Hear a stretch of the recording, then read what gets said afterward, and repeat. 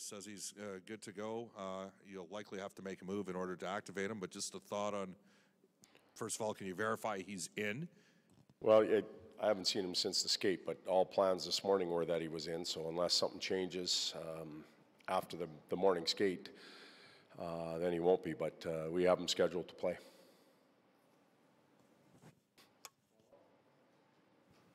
The follow-up on that, is there a corresponding move you're going to have?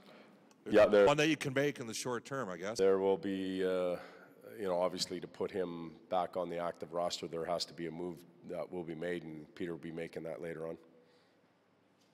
I want to ask you about Lucic, and his last 6 weeks or so, he's putting up points at a pretty impressive pace.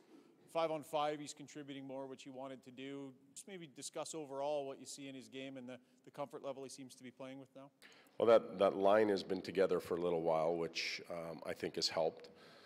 Obviously, Connor getting healthy helps both Milan and Yessi. But Luch has taken it upon himself to accept some responsibility for the group's performance, and he's been driving the team lately. Better along the walls, a little more physicality, scoring in the blue paint, getting some power play production now. So just about all facets of his game have gone up, and we need that to continue. And he's been really good in the locker room as well. Todd, you've struggled to string wins together here, but do you feel like your team is playing the best hockey to be able to do that now, to get? Well, we're playing better than we were to start the season. We improved on a few of the road trips. We dipped back down, but we're certainly playing better now than we were three and a half weeks ago. But as I said after the Nashville game here, that we can be visually better and we can be playing better, but at the end of the day, the results have to be better, and we're well aware of that. We're not hiding from that. We'll take wins any way we can get them, but usually you have to play a good, solid game and not cheat your way through it. And I don't think we've been doing that lately. We've been playing an honest game. Just got to win a little bit more. Todd, back to Lucic for just a second. Ever since he was signed and throughout last year, there was talk that he was always good in the locker room and he helped this team off the ice. Can you let the fans in a little bit, like define what Milan Lucic being good in the locker room really is? Well, he first of all, he brings experience.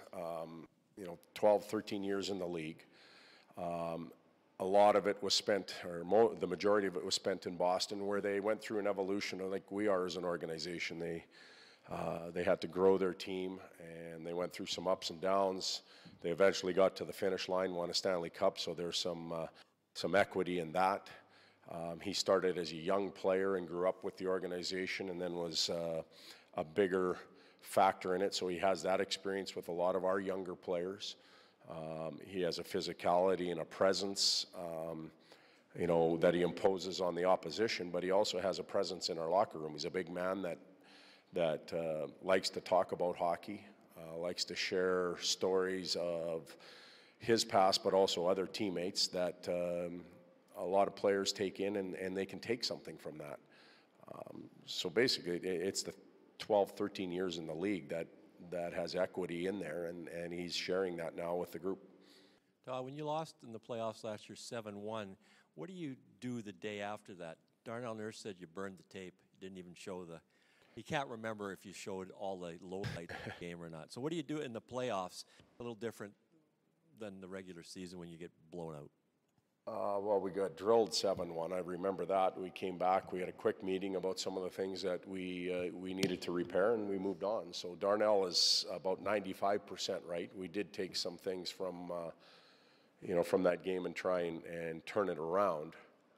But the playoffs are a different monster than what we're talking about right now. We're getting prepared for San Jose. They have some characteristics that remain the same. They've changed a few things.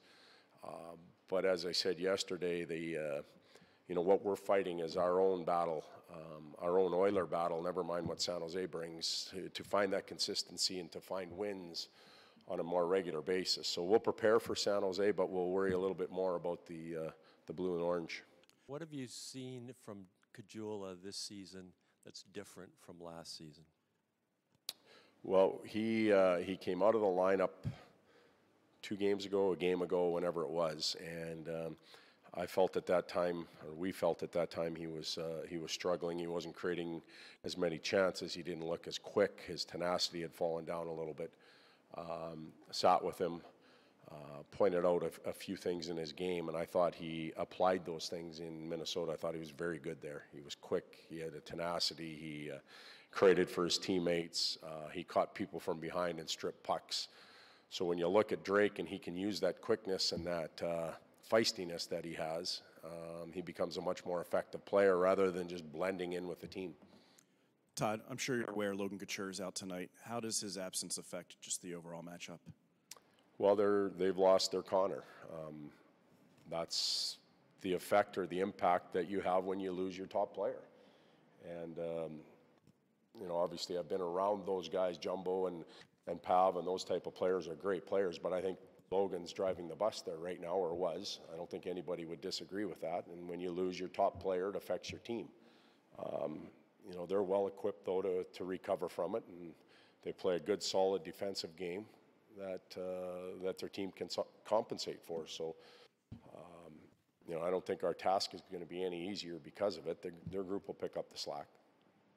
Todd, just quickly, back to Larson. Who would he play with tonight? Your pairs are going pretty well. Who will he play with tonight? He'll have various partners. We've got to get him in and get him playing some minutes. It's been 3 weeks now. What was day to day has now been a good 3 weeks. So depending on the pace of play early and some of the matching that might go on, he could have different partners. He obviously has his go-to guy with Clef in the past, but we also moved him around earlier in the year, so he'll play with different ones.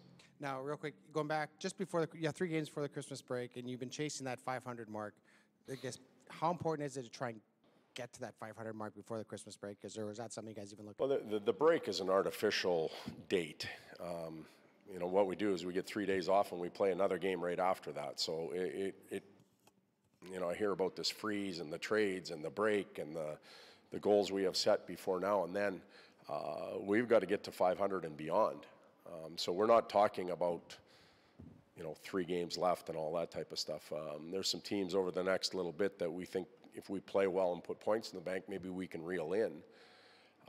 But there's a lot of them that we have to catch, and one at a time. But no talk of the break and the finish line or anything like that. It's only 2 days off.